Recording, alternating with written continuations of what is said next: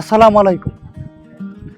আমাদের দেশের ধর্ম ব্যবসায়ীরা যখন আকাম কুকাম করে তার নিজেদের দোষটারে শয়তানরা ঘাড় চাপায় দেয়, অথচ তারা নিজেরাই শয়তানকে অনুসরণ করে।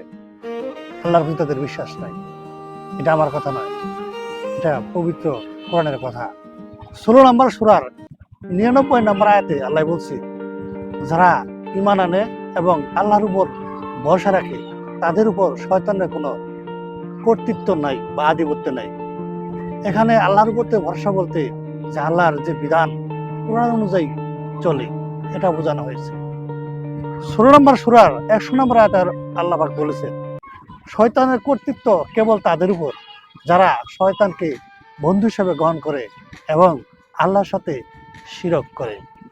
আমরা যারা নিজেদেরকে মুসলমান হিসেবে দাবি করি, আমরা সালাত পড়ায় বিশ্বাসী, কিন্তু সালাত কায়েমে বিশ্বাসী না।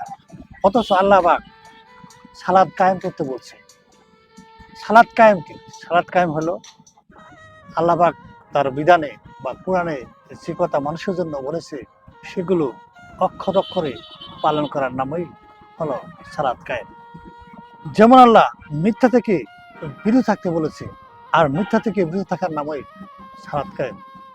দৃষ্টিকে সংযত করতে বলেছে, দৃষ্টিকে সংযত রাখার নামই সালাত কায়েম।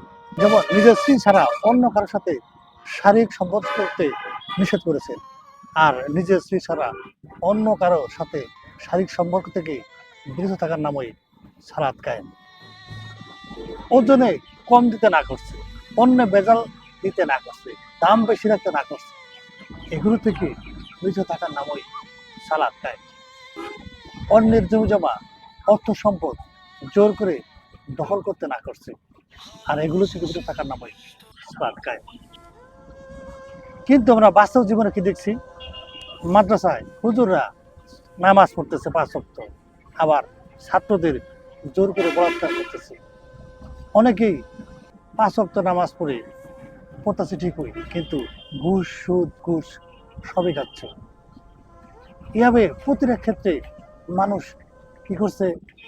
নামাজও পড়ছে, আবার অন্যায় অবিচারও করছে। অথচ আল্লাহ বারবার সালাত কায়েম করতে বলছে। সালাত কায়েম হলে কেউ মিথ্যা বলবে না, চোর চুরি করবে না, ডাকাতি করবে না, কোনো কর্মকর্তা ঘুষ নেবে না, কেউ তার কাজে ফাঁকি দিবে না, কেউ বলাৎকার করবে না, কেউ নারী ধর্ষণ করবে না। সুতরাং যারা বলে যে শয়তান তাদেরকে খারাপ কাজ করেছে, আসলেই তারা শয়তানের অনুসারী, তারা আল্লাহর অনুসারী নয়।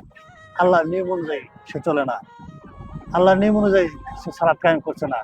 যতদিন পর্যন্ত দেশে সালাত কায়েম না হবে, আল্লাহর অনুসরণ না করবে, প্রতিদিন এদেশে চুরি হবে, খুন হবে, ধর্ষণ হবে, অন্য সম্পদ দখল করে নেবে, এভাবে চলতেই থাকবে।